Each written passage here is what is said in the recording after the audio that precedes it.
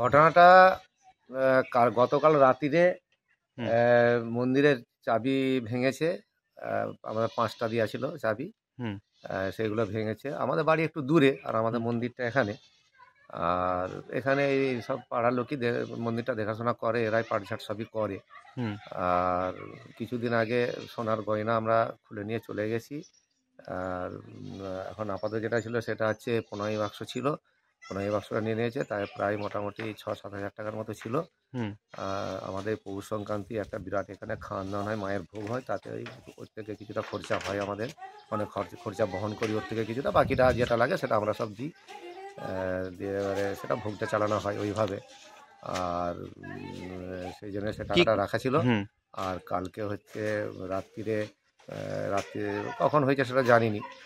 সব তালা কিভাবে? ভেঙে যখন সকালে আমাদেরকে ফোন করে, এখান থেকে পাড়ার হুম। লোকই ফোন করেছে, ফোন করে ডাকলো যে এরকম মন্দিরে চুরি হয়ে গেছে। আমরা এসে দেখছি মন্দিরের মানে সব খোলা আছে, সব চাবি টাবি ভাঙা আছে, চাবিগুলো নিয়ে চলে গেছে। আর ওই প্রণামী বাক্সটা যেটা তাই যা টাকা ছিল সেইটা নিয়ে গিয়ে ওখানে আলু বাড়ি ফেলে দিয়ে চলে গেলো। ওটাও ভেঙে দিয়েছে, যাকে বলে প্রায় ভগ্নদশা এটারও। আর হচ্ছে তারপর ঠাকুরকেও স্পর্শ করেছে, করে ওই যে ঠাকুরকে যে শীতের চাদর টাদর দেওয়া ছিল সেইগুলো সব তছনছ করে দিয়েছে। হ্যাঁ, কি মনে করেন? গহনা আমাদের এখানে থাকে, ঠাকুরকে পরানো থাকে। তো আমরা কিছুদিন আগে এসব এই লোক আরও অনেক গ্রামে আরও অন্যান্য মন্দিরে এরকম চাবি টাবি ভাঙা দেখতে আমরা মানে এর আগেও অন্যান্য মন্দিরে চাবি সতর্ক হয়ে নিয়ে চলে গেছি। তো এখন যেটা ছিল শুধু প্রণামী বাক্সটা ছিল, আর কিছু থাকেনি, মায়ের গহনা কিছু রাখিনি। ওই শুধু প্রণামী বাক্স থেকে টাকাগুলো নিয়ে চলে গেছে। কে বা কারা করেছে কিছু জানা যায়? কে বা করেছে কিছু জানা যায়নি। এর আগেও বেশ কয়েকবার এই মন্দিরে চুরি করতে এসেছিল। একবার পারেনি করতে, তারও আগে চুরি হয়েছিল। বা আমাদের গ্রামে আরও অন্যান্য জায়গায় চুরির ঘটনা ঘটছে। এই পাশে এই মন্দিরের পাশে একটা নারায়ণের মন্দির আছে, ওই একই সঙ্গে সেই মন্দিরেও চাবি ভেঙেছে। ভেঙে সে নারায়ণের রূপার পৈতে ছিল, পৈতেটা নিয়ে চলে গেছে। তো এইরকম চুরির ঘটনা প্রায় ঘটছে।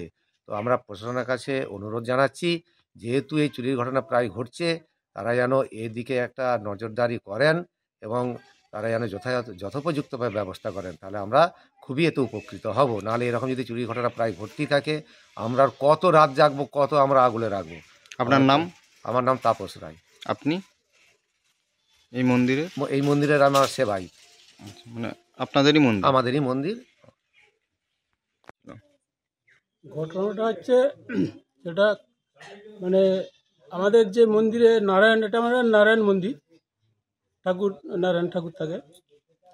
অনেকবারই চুরি হয়, এরকম মাঝে মাঝে চুরি হয়েছে, আগেও চুরি হয়েছে। এখন কালকে যে রাত্রিবেলা চুরি হয়েছে, গত রাত্রে আমরা ঠিক সকালে যেমন পাটঝাট করি সেইভাবে আমরা সকালে এসেছি মন্দিরে পাটঝাট করার জন্য। তার এসে দেখি যে মন্দিরে চাবি ভাঙা আছে।